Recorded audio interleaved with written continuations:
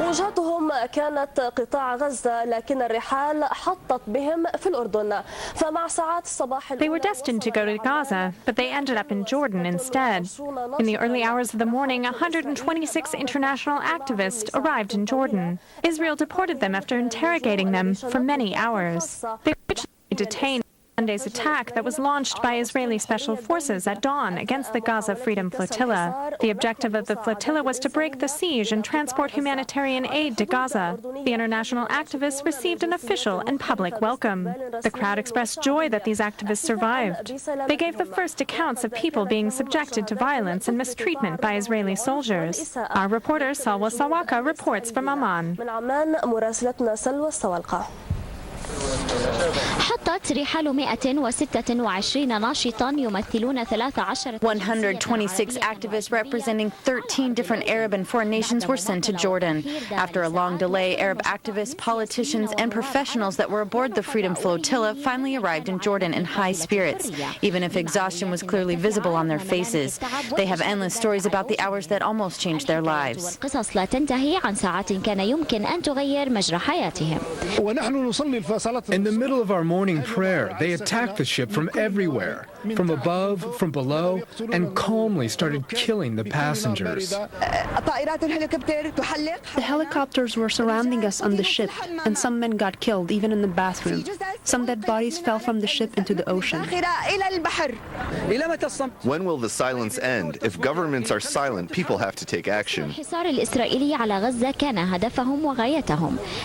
Their goal was to end the Israeli blockade on Gaza. They were well prepared to sail to Gaza, but instead of going to the besieged Gaza, the activists were surrounded and were detained in Israeli prisons. Activists said they were insulted, treated poorly, and questioned for a long time before Israel decided to let them go to Jordan.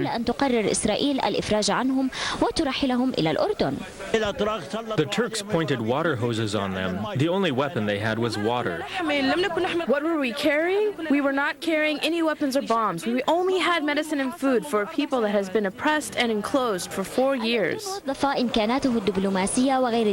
Jordan initiated diplomatic actions to secure the release of the detainees. The Jordanian embassy took political action in Israel to rush the release of the activists. It is also exerting major efforts to transport the injured to Jordan in the coming days. In a show of solidarity, when the freedom activists crossed the border into Jordan, they were welcomed by a large public and official crowd. Their plan was to go to Gaza to end the blockade, but the Israeli attack on the Freedom Flotilla sent them on a detour to Jordan. Although their efforts did not reach Gaza, their voices resonated far and wide. Outside the White House Tuesday afternoon, anger, frustration, and outrage. Israel does not own America.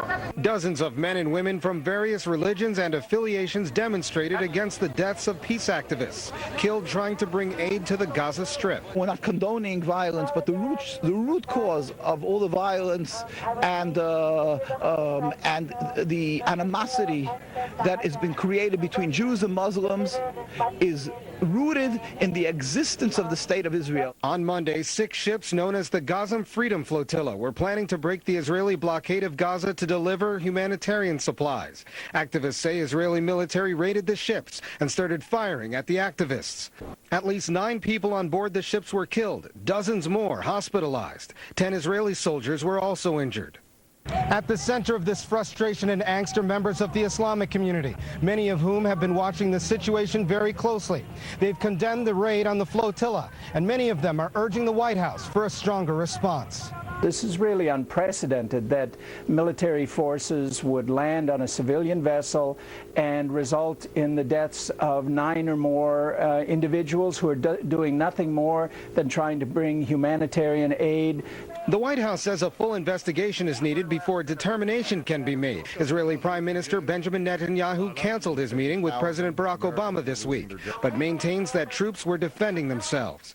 Activists outside the White House said the military action was disproportionate. Because they've hijacked and kidnapped our name, the name of Judaism, and the name of the Jewish people.